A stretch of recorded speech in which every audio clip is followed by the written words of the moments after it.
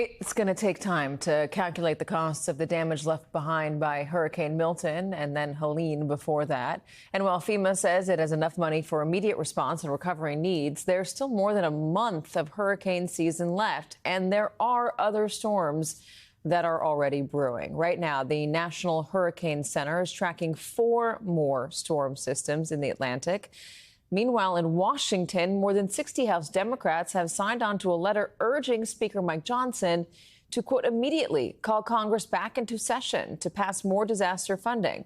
But Johnson so far is not budging.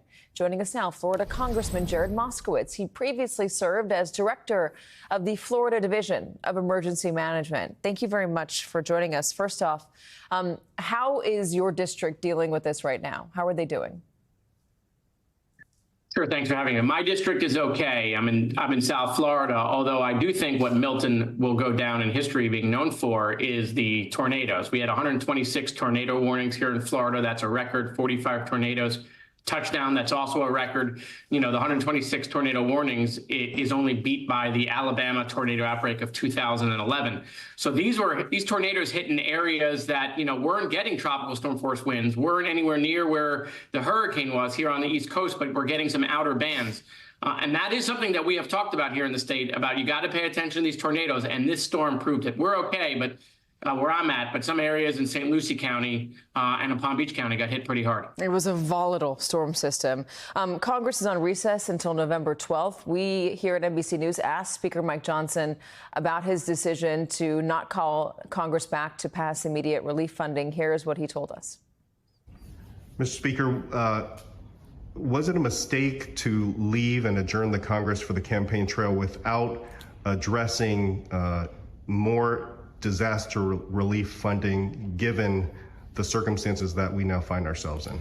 Well, the fact is, I think that many people have not fully understood, is that we did address it, and we did appropriate $20 billion additional dollars to FEMA with early drawdown authority. So they're sitting on a giant pile of cash, and they haven't used it yet. As of Monday of this week, the Biden administration had only sent out about 1% of those dollars. They'd only distributed 1%. So there's plenty of money to address the immediate needs, and that's what we're counting on them and calling upon them to do.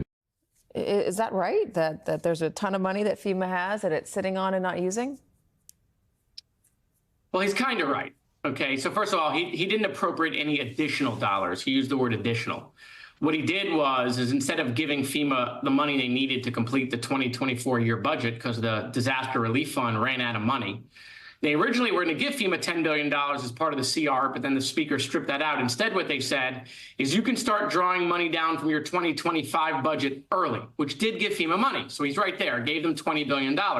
So he's kicking the problem down the line. Now, what he didn't say is out of that $20 billion, $8 billion is already committed because FEMA has $8 billion of expenses from previous storms to reimburse that was on hold.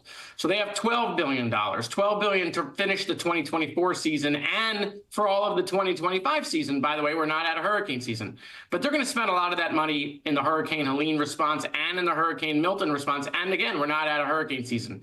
He's also not right because he doesn't address the SBA. Small Business Administration, which gives out community disaster loans, is out of money. They don't have enough money to do both Milton and Helene. And that's the money that gets these small business, family-owned businesses through their community disaster because their communities right now are closed. And so I'm worried about the SBA not having enough money. He knew that problem before we went on break. Listen, I know why the speaker doesn't want to call us back. He doesn't want to call us back because he can't pass that bill without the Democrats. His caucus is such a mess. He doesn't have the vote. So I don't blame him, right? If I had that caucus, I wouldn't call them back either. So you're saying this is all politics and what's being left behind are people? Oh, I'm shocked. I'm shocked 3.5 weeks before the election. It's all politics. Who would have thought? Jared Moskowitz, very dry. Thank you very much, sir. Appreciate it.